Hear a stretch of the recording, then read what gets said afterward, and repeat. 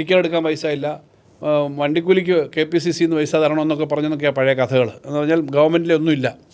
ഈ ഗവൺമെൻറ്റിന് അങ്ങനത്തെ ഒരു പോരായ്മയും കേരളത്തിനൊന്നുമില്ല. കാരണം ഞാൻ പറയുന്നത് കേരളത്തിൻ്റെ ഗവൺമെൻറ് എന്ന നിലയിലാണ്, വ്യക്തിപരമായ എൻ്റെ ഉത്തരവാദിത്വമല്ല, അല്ലെങ്കിൽ ഞങ്ങളുടെ LDF ആയതുകൊണ്ടല്ല. കേരളത്തിൻ്റെ ഖജനാവ്, കേരളത്തിൻ്റെ സാമ്പത്തിക സ്ഥിതി ഇന്ത്യയിലെ മറ്റ് സംസ്ഥാനങ്ങളുടെ സാമ്പത്തിക സ്ഥിതിയേക്കാളും മെച്ചപ്പെട്ട തരത്തിലാണ്. പക്ഷേ ഇതിനേക്കാളും കൂടുതൽ നമുക്ക് കിട്ടാനുള്ള അർഹതയുണ്ട്. അത് ഫൈറ്റ് ചെയ്യണം.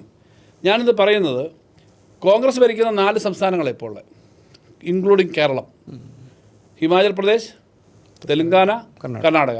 ഈ 3 സംസ്ഥാനങ്ങളിൽ 2 സംസ്ഥാനങ്ങൾ ഇന്ത്യയിലെ സാമ്പത്തികമായി വളരെ മെച്ചപ്പെട്ട സംസ്ഥാനങ്ങളാണ്, തെലുങ്കാനയും കർണാടകയും. കാരണം ഒരു പ്രൊഡക്ഷൻ ബേസ് ഉള്ളതാണ്. ഇപ്പോൾ ഹൈദരാബാദും ബാംഗ്ലൂരും ഈ 2 സംസ്ഥാനങ്ങളുടെ തലസ്ഥാനമാണല്ലോ. അവർക്ക് ഒത്തിരി പ്രൊഡക്ഷനുണ്ട്, പിന്നെ ധാരാളം എംപ്ലോയ്മെൻ്റ് ഉണ്ട്, സർവീസസ് ഉണ്ട്. ആ 2 സംസ്ഥാനങ്ങൾക്കും ശമ്പളം കൊടുക്കാൻ ബുദ്ധിമുട്ടായിപ്പം. ഏപ്രിൽ മാസത്തിലെ ശമ്പളം കർണാടകത്തിൽ 2 ആഴ്ചയായിട്ട് പോലും കൊടുത്തില്ലായിരുന്നു. ലേറ്റസ്റ്റ് പൊസിഷൻ എനിക്ക് അറിഞ്ഞുകൂടാ, പക്ഷേ വലിയ ക്രൈസിസാണ്. തെലുങ്കാനയിലാണെങ്കിൽ പെൻഷൻ ആവുന്നവരുടെ പെൻഷൻ ബെനിഫിറ്റ് 2 വർഷമായിട്ട് കൊടുക്കുന്നില്ല. ക്യാറ്റ്, നമ്മുടെ അഡ്മിനിസ്ട്രേറ്റീവ് ട്രിബ്യൂണലിൻ്റെ അടുത്ത് പോയിട്ട് ആളുകൾ പോയി കേസ് നടത്തിയിട്ട് പൈസയ്ക്ക് ഓർഡർ ഇടുന്നു, ഹൈക്കോടതി പോന്നു.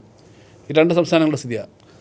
ഹിമാചൽ പ്രദേശിൻ്റെ സ്ഥിതി കുറച്ചുകൂടെ വ്യത്യസ്തമാണ്. ഹിമാചൽ പ്രദേശിൽ ശമ്പളം കൊടുക്കാൻ പറ്റാത്തതുകൊണ്ട് 30% ശമ്പളം കട്ട് ചെയ്തു. മുഖ്യമന്ത്രി മുതൽ എല്ലാ സീനിയർ മന്ത്രിമാരുടെയും ഉദ്യോഗസ്ഥന്മാരുടെയും സർക്കാർ ജീവനക്കാരുടെയും ശമ്പളം കട്ട് ചെയ്തു. മുഖ്യമന്ത്രി നമ്മുടെ ഡൽഹിയിലേക്ക് പോയിട്ട് കേന്ദ്ര ധനകാര്യമന്ത്രിയെ കണ്ടിട്ട് പറഞ്ഞു, ഞങ്ങൾക്ക് മുന്നോട്ട് പോകാൻ പറ്റുന്നില്ല എന്ന് പറഞ്ഞ് അദ്ദേഹം കണ്ടു. ഞാൻ ആ സമയത്ത് കുറച്ചാൾ മുമ്പാണ്. ഞാൻ പറഞ്ഞു, കേരളത്തിന് ഹിമാചൽ പ്രദേശിനോട് ഐക്യദാർഢ്യമുണ്ട്. പ്രതിപക്ഷ സംസ്ഥാനങ്ങളെ ശ്വാസം മുട്ടിക്കുന്ന സമീപനം ഏത് സംസ്ഥാനം, ഏത് പാർട്ടി ആയിക്കോട്ടെ അവരോട് ചെയ്യാൻ പാടില്ല. ഇങ്ങനെ ഞങ്ങൾ പറയുകയാണ് ചെയ്തത്. ഇപ്പോഴും ഞങ്ങൾ പറയുന്നു, കേന്ദ്ര ഗവൺമെൻറ്റിൻ്റെ ഭാഗത്തുനിന്ന് ഇപ്പോൾ കേരളത്തിൽ അധികാരത്തിൽ വന്ന UDF ഗവൺമെൻറ്റിനും ശക്തമായ രാഷ്ട്രീയ വിവേചനം ഉണ്ടാവുമെന്ന് ഞാൻ കരുതുന്നു. അത്തരം നിലപാടുകൾക്കെതിരെ കേരളം എന്ന നിലയിൽ സംസ്ഥാനത്തിൻ്റെ താല്പര്യങ്ങൾക്ക് വേണ്ടി ഞങ്ങളുണ്ടാവും. അവരിതിനൊന്നും സഹകരിച്ചിട്ടില്ല എന്നുള്ളത് വേറെ കാര്യം, ഞങ്ങളുണ്ടാവും. പക്ഷേ ഈ കാര്യങ്ങളൊക്കെ ഇങ്ങനെയാണ് വസ്തുത ഇരിക്കെ സ്വന്തം സംസ്ഥാനങ്ങൾ 3 സംസ്ഥാനങ്ങളിൽ ശമ്പളം പോലും കൊടുക്കാൻ പറ്റാത്ത അവസ്ഥയിൽ ഇരിക്കുമ്പോൾ ശ്രീ A കാരുണ്യെ പോലുള്ള ആളുകൾ ആരെയാണ് ഇരുട്ടുകൊണ്ട് ഓട്ടയടിച്ച് പേടിപ്പിക്കുന്നത്, ആരെയാണ് പറ്റിക്കുന്നത്?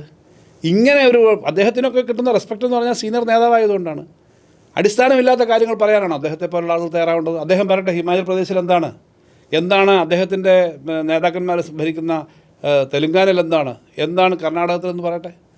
അപ്പോൾ അങ്ങനെയുള്ള കാര്യങ്ങൾ എല്ലാവരും കണ്ടുകൊണ്ടിരിക്കുകയാണ്. അങ്ങനെ കണ്ടുകൊണ്ടിരിക്കുമ്പോൾ അദ്ദേഹം ഇവിടെ എന്ത് പറഞ്ഞാലും നേരത്തെ പറഞ്ഞതുപോലെയൊന്നും ആൾ വിശ്വസിക്കില്ല. കാരണം ഈ 5 വർഷക്കാലവും 10 വർഷക്കാലവും നേരിട്ട് ജനങ്ങൾ അനുഭവിച്ച കാര്യങ്ങളാണല്ലോ.